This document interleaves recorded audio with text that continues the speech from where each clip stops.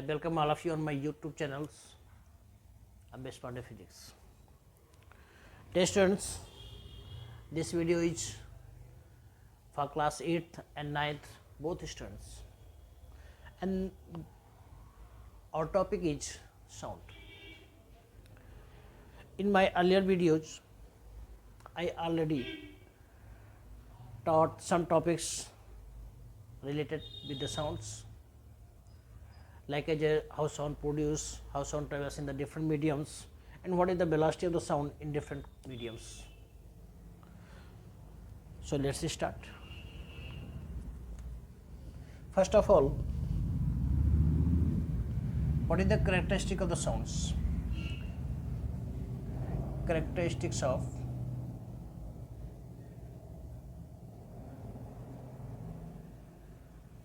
sound. So dear students, there are the three types of the characteristics. First one is the loudness, second one is the pitch, and last one is the quality or timbre. Right? There are the three types, three characteristics of the sounds: loudness, pitch, and the quality or timbres. What is the loudness? बेटा सबकी अलग अलग definition होती है. Loudness का मतलब होता है कि कोई भी साउंड कितना लाउड प्रोड्यूस हो रहा है. लाउडनेस बेटा आपका डिपेंड करता है एम्पलीट्यूड पे. तो हम कह सकते हैं loudness is the magnitude of auditory sensation produce by sound. That means loudness is the magnitude of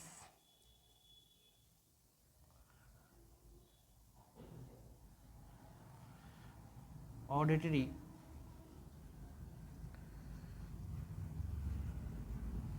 sensation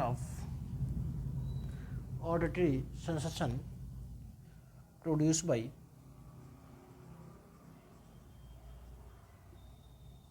sound. This is the definition of the loudness. Loudness depends upon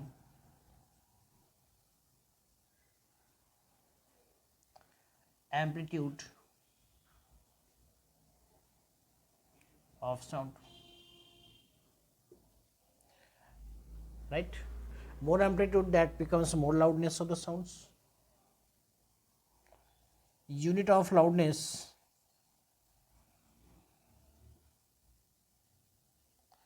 is the decibel. Decibel in short form we can write in this form, that is D and capital B. So dear students, loudness में आपके कुछ topics बनते हैं. Loudness में आपसे पूछा था loudness की डेफिनेशन क्या होती है, लाउडनेस को हम किस फैक्टर्स में मेजर करते हैं, और ऐसे कौन कौन से फैक्टर्स होते हैं जो लाउडनेस पे डिपेंड करते हैं. तो there are some factors which depends on the loudness. First one is the area of vibration of the body. बेटा ये भी आप अपने नोट्स में लिखेंगे. Area of the some factors depends on the loudness. That one is the area of vibration of the body. Second one is density of the medium, and last one is the motion and direction. Right?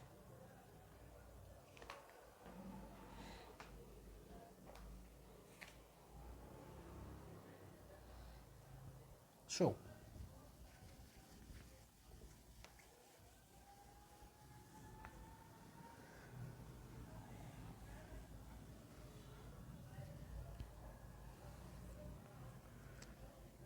Question कभी कभी आपसे पूछा जाता है, या फिर ऐसे इस टॉपिक वाइज बना के लिखें. Factors affects on loudness. ऐसे कौन कौन से फैक्टर्स होते हैं जो लाउडनेस पे इफेक्ट करते हैं. तो बेटा पहला फैक्टर आपका बनेगा एरिया ऑफ वाइब्रेटिंग ऑब्जेक्ट या area of vibrating body.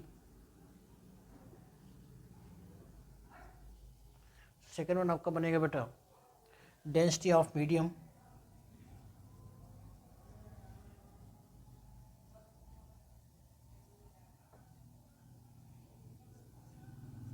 Right, area of vibrating of the body, density of the medium, और लास्ट आपका बनेगा मोशन एंड डायरेक्शन। इन तीन फैक्टर पे आपका लाउडनेस डिपेंड करता है। राइट, क्लियर बेटा यहाँ तक? चलिए, इसके बाद बनता है आपका pitch.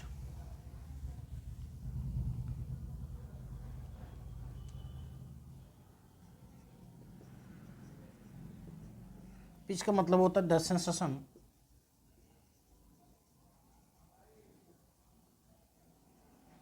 that a sound produce, the sensation that a sound produce to a listener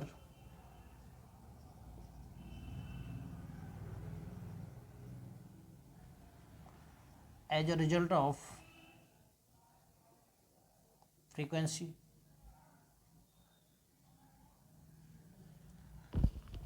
as a result of frequency is known as pitch.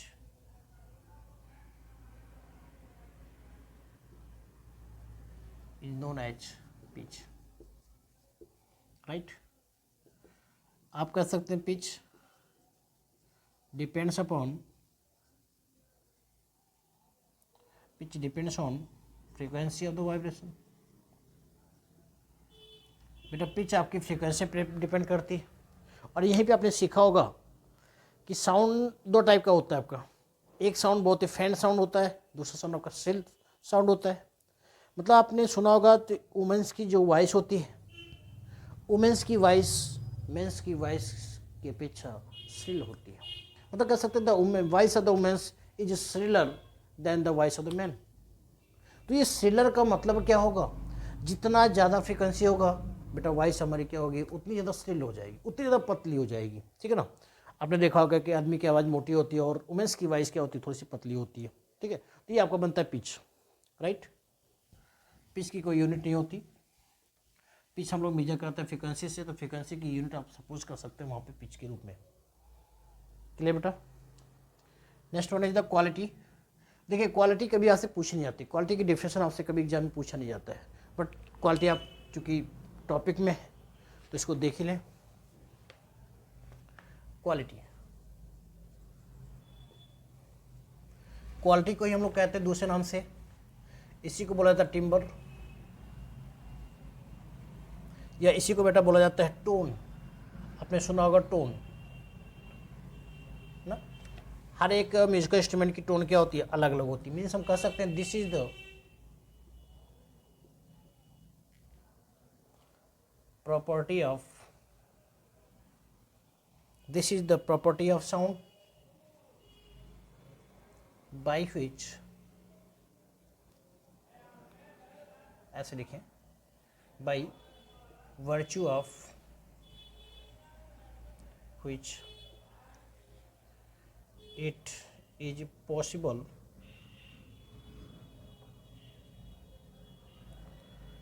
to identify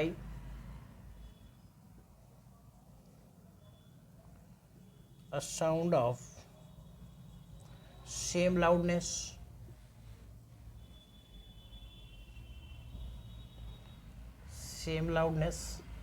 and same pitch, same loudness and same pitch but different musical instrument.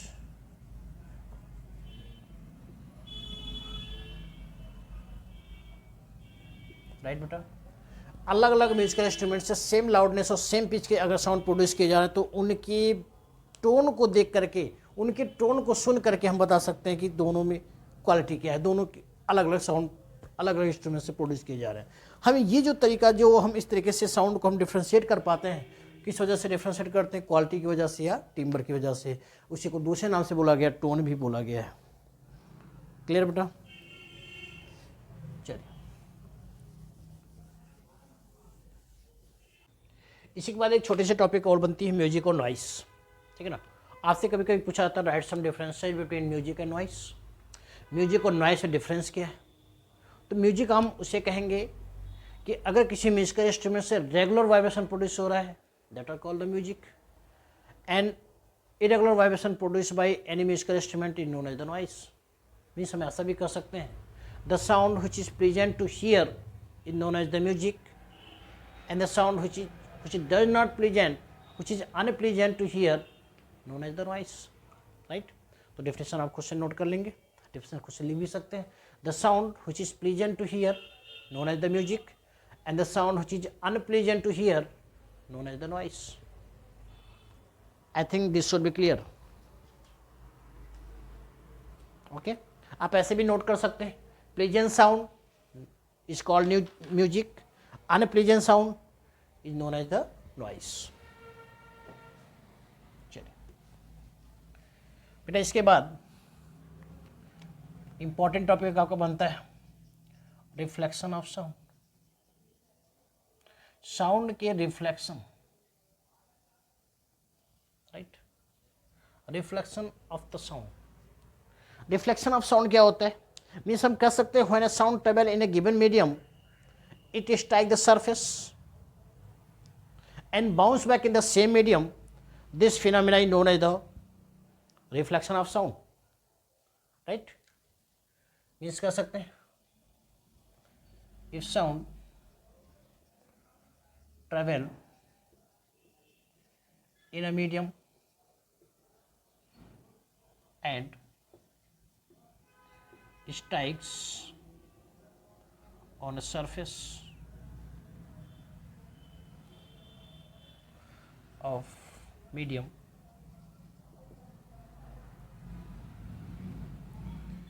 it bounce back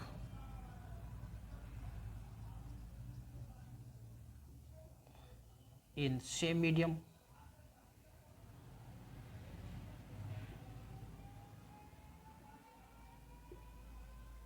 this phenomena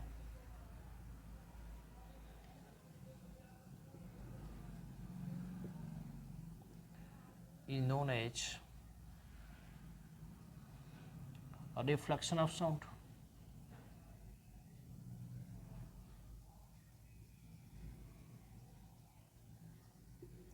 This phenomenon is known as the reflection of sound. Like as, जैसे मान लीजिए आपने एक wooden board यहाँ लगा दिया, एक wooden board लगाया, ठीक है ना, और आप यहाँ पे इस पॉइंट पे रख करके आप एक स्टॉप वॉच रख देते हैं, ठीक है ना। आपने क्या रखा? स्टॉप वॉच रख दिया। बेटा जब स्टॉप वॉच रखा है तो स्टॉप वॉच क्या होता है कि उससे साउंड प्रोड्यूस होता है ना। जैसे उसमें क्या होता है कि जब जो आवर्स वाली नीडल होती है 12 पे, 1 पे, 2 पे, 3 पे ऐसे मूव करती है, तो प्रत्येक आवर्स में क्या होता है कि कुछ टोन रिलीज होता है, ठीक है। मान लीजिए हमने यहाँ पे स्टॉप वॉच रख दिया है और 1 आवर्स कंप्लीट होने के बाद ये टोन रिलीज कर रहा है, तो जो टोन रिलीज करेगा ये क्या होगा? इस वुडन सरफेस से टकरा करके ये टोन क्या होगा? इस सरफेस पे टकराएगा, और जिस पॉइंट से टकरा रहा है बेटा हम इस पर अगर एक नॉर्मल ड्रॉ कर दें परपेंडिकुलर, तो ये कहलाएगा आपका नॉर्मल कहलाएगा, ठीक है ना। क्योंकि ये स्टॉप वॉच से जो साउंड प्रोड्यूस हुआ ये इस सरफेस से टकरा करके फिर से क्या होगा? बाउंस बैक हो जाएगा। कुछ इस तरीके से साउंड इधर से रिलीज होगा, पॉइंट से टकरा करके फिर से क्या हो जाएगा? बाउंस बैक होगा। तो ये जो फिनोमेना होगी, साउंड रिलीज होकर के किसी सरफेस से टकरा के बाउंस बैक होने की जो घटना है, इस घटना को बोला जाता है reflection of the sound, right. बेटा ये जो साउंड रिलीज किया गया स्टॉप वॉच के द्वारा, इस साउंड को हम बोलेंगे इंसिडेंट साउंड, इसी को बोला जाएगा इंसिडेंट साउंड। और ये जो साउंड जो रिफ्लेक्ट होकर के बाहर की तरफ उसी मीडियम में मूव कर गया, इसको बोलेंगे हम लोग रिफ्लेक्टेड साउंड।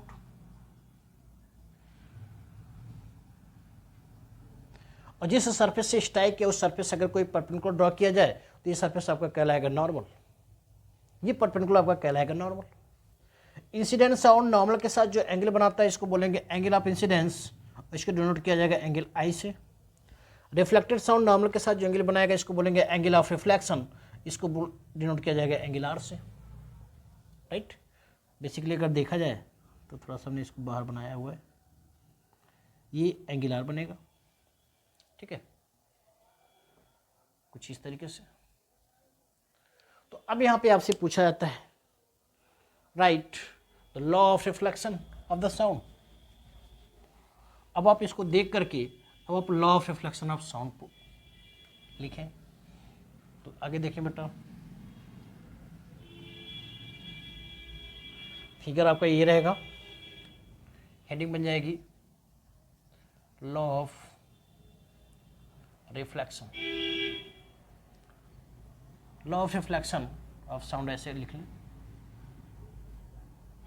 इससे फर्स्ट आपको बनेगा rule first, incident sound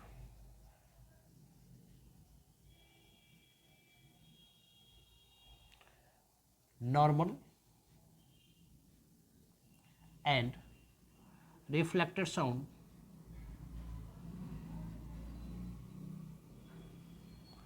all lies in same plane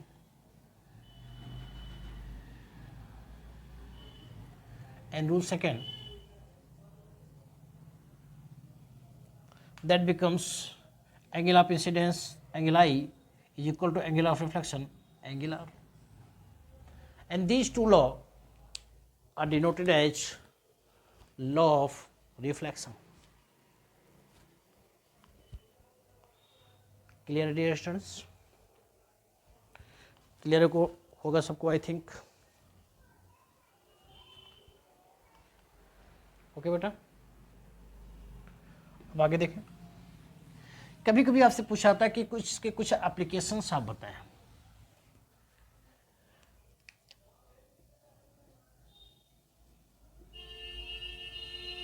applications of reflection of sound, application of reflection of sound. Reflection of sound के एप्लीकेशंस आपसे पूछे जाते हैं। तो फर्स्ट एप्लीकेशन बेटा बनेगा megaphone and bulb horn. Second application आपका बनेगा, आपने देखा होगा डॉक्टर्स मेडिकल इंस्ट्रूमेंट्स के तौर पे एक डॉक्टर इस्तेमाल करते हैं एक डिवाइस जिसको लोग कहते हैं स्टेथोस्कोप।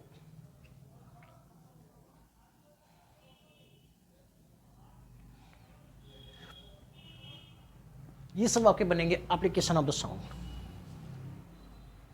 राइट,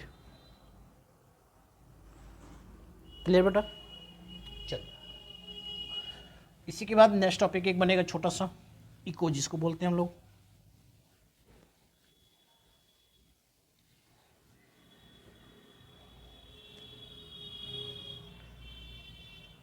इको कई बार आपसे एग्जाम में पूछा गया इको के बारे में। ठीक है ना? देखिए कभी कभी क्या होता है कि हम जो साउंड प्रोड्यूस करते हैं वो लिसनर तक सही तरीके से नहीं पहुंच पाता है।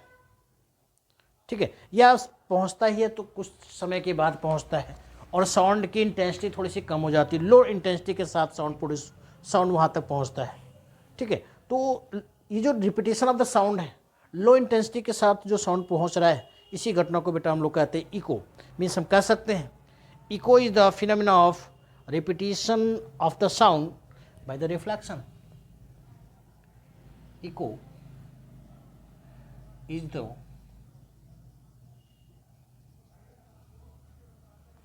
phenomena of repetition of sound by reflection। Echo बेटा क्या होता है? रिपीटेशन ऑफ साउंड होता है। मीन्स कह सकते हैं echo is the phenomena of repetition of the sound by the reflection from the obstacles. किसी ऑब्स्टेंस से टकरा करके साउंड रिफ्लेक्ट हो रहा है और रिफ्लेक्ट होकर के बार बार रिपीट किया जा रहा है, तो ये बार बार रिपीटेशन ऑफ द साउंड को ही हम क्या बोलते हैं, इको बोलते हैं। इसके कुछ इंपॉर्टेंट टॉपिक्स, मिनिमम डिस्टेंस,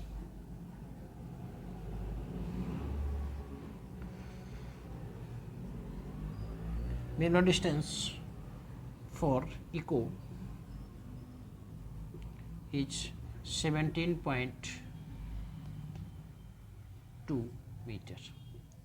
बेटा 17.2 मीटर की मिनिमम डिस्टेंस होगी तभी इको की घटना प्रोड्यूस हो सकती है। कैसे, मिनिमम डिस्टेंस कितना हो गए, ये इतना कैसे आया? देखिए आपने पढ़ा हुआ है speed of the sound, means हम कह सकते हैं स्पीड ऑफ साउंड आपने पढ़ा हुआ है, कितना होता है 344 मीटर पर सेकेंड, और ये बेटा होता है एट 20 डिग्री सेंटीग्रेड या नॉर्मल टेम्परेचर पे।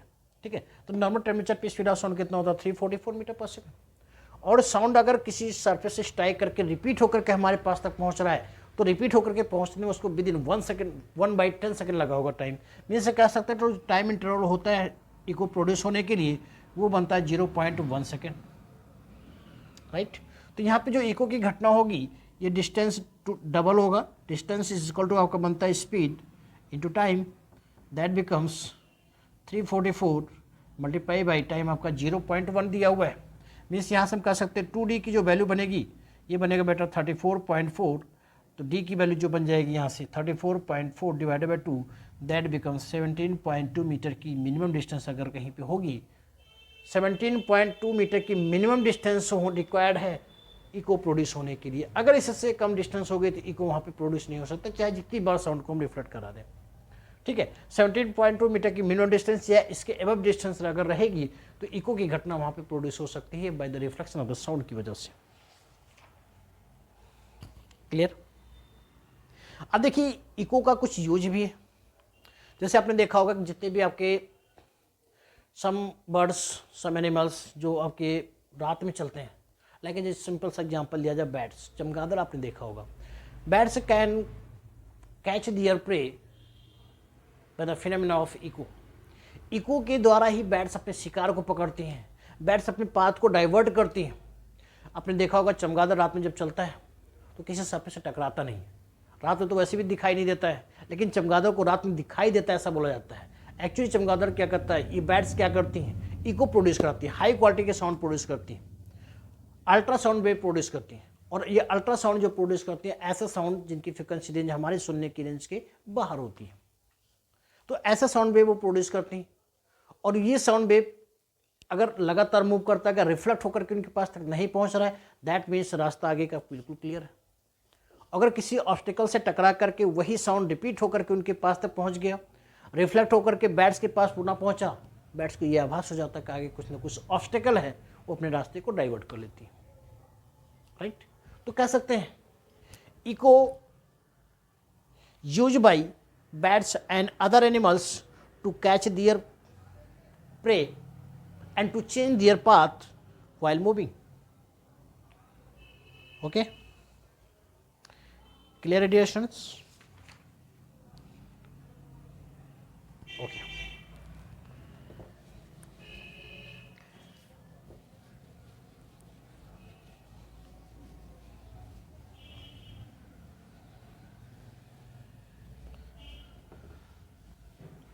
सो बेटा इसके बाद एक सबसे इंपॉर्टेंट जो टॉपिक है आपके साउंड चैप्टर का,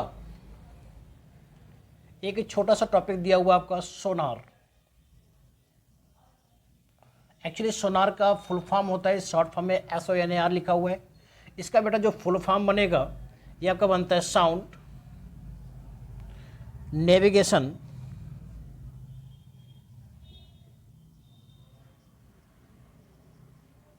and ranking. Sound navigation and ranking, ये सोनार का फुल फॉर्म होता है, राइट। मीन्स हम कह सकते हैं सोनार का मतलब क्या हुआ, कह सकते हैं sonar is a device which is used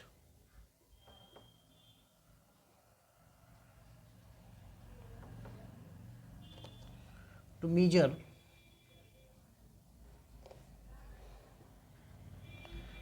the distance, direction and speed of underwater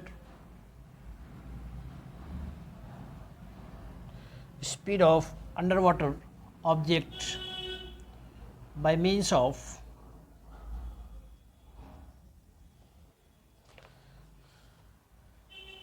reflected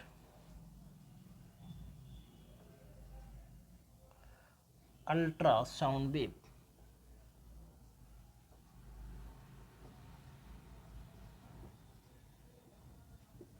right, ये बेटा सोनार की डिफिनेशन बनती है। सोनार एक्चुअली क्या होता है, ये शिप्स और सबमरीन्स में लगा होता है, राइट, जिसकी सहायता से हम समुद्रों में समुद्र की गहराई पता कर लेते हैं, समुद्रों में शिप्स के डायरेक्शन को हम पता कर लेते हैं, और समुद्र में कुछ नीचे कोई चीज़ फंसी हुई है, कुछ नीचे कोई चीज़ रखी हुई है, इसके बारे में भी सोनार के द्वारा पता लगाया जाता है। राइट, कभी कभी आपसे पूछा जाता है कि सोनार का वर्किंग क्या है, सोनार का प्रिंसिपल क्या है। ठीक है, तो वर्किंग बेसिकली आपके सिलेबस में तो नहीं है, वर्किंग का कोई मतलब नहीं है, प्रिंसिपल आपसे पूछा जाता है। तो सोनार में बेटा क्या होता है, दो डिवाइस लगी होती है। सोनार आपका जितने भी शिप्स और सबमरीन्स होते हैं उनके नीचे आपका एक ट्रांसमीटर लगा होता है, एक रिसीवर लगा होता है।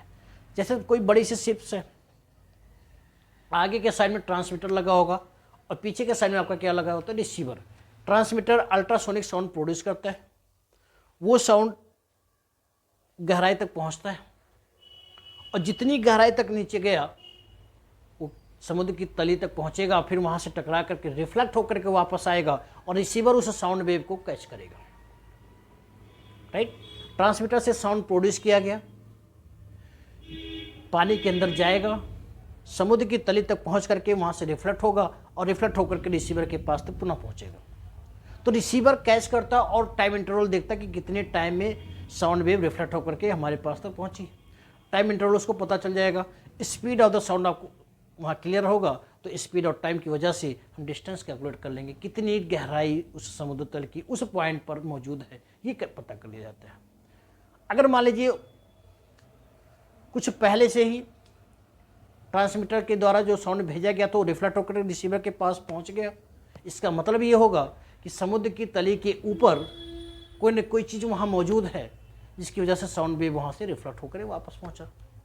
तो समुद्र में कौन सी चीज़ मौजूद है, किसी शिप या सबमरीन से डूबी हुई शिप या सबमरीन के बारे में पता लगाने के लिए भी हम सोनार का यूज करते हैं। राइट, तो कह सकते हैं sonar is a important device which is used to measure the distance of the directions and the speed of underwater object, ऐसे कोई ऑब्जेक्ट जो पानी के अंदर मौजूद हों, by means of the reflected ultrasound waves। Right, यहीं पे आप ऐसे भी जोड़ सकते हैं, सोनार consist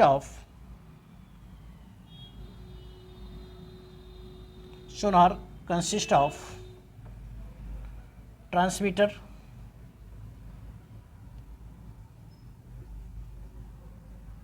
and receiver। Sonar consist of the transmitter and the receiver. Receiver को ही दूसरे नाम से भी बोलते हैं बेटा, हम इसी को बोलते हैं डिटेक्टर। राइट, मीन्स कह सकते हो sonar consist of the transmitter and detector and is installed in boats and ऐसे लिखें, बोट्स और ships and submarines.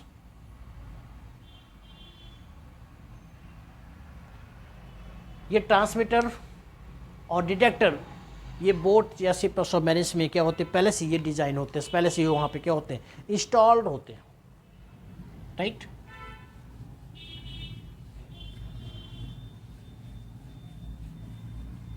I think this should be clear बेटा।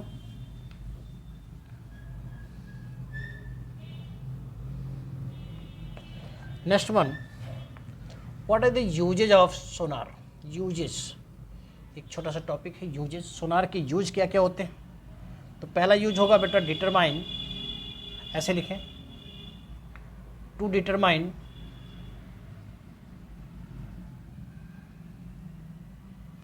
the depth of the sea, to determine depth of sea. Second one, locate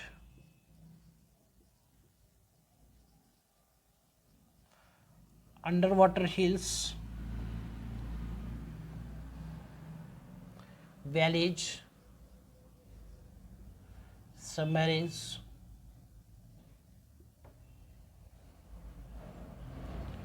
iceberg,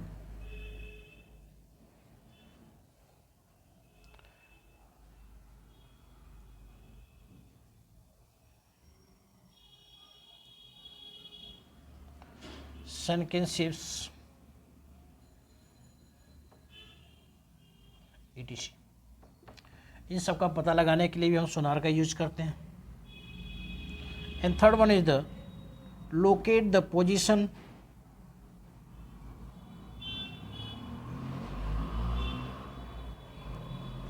of other ship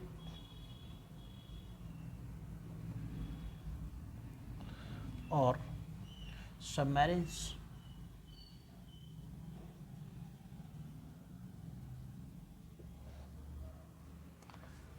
ये सोनार का use होता है बेटा, ठीक है ना। मीन्स कह सकते हैं to determine the depth of the sea, to locate the under water hills, valleys, submarines, iceberg, sunken ships, etc. To locate the position, position में आप डिस्टेंस और डायरेक्शन दोनों पता करते हैं। To locate the position of other ships और the submarines. Okay, so इस video में बस इतना ही। Thank you so much.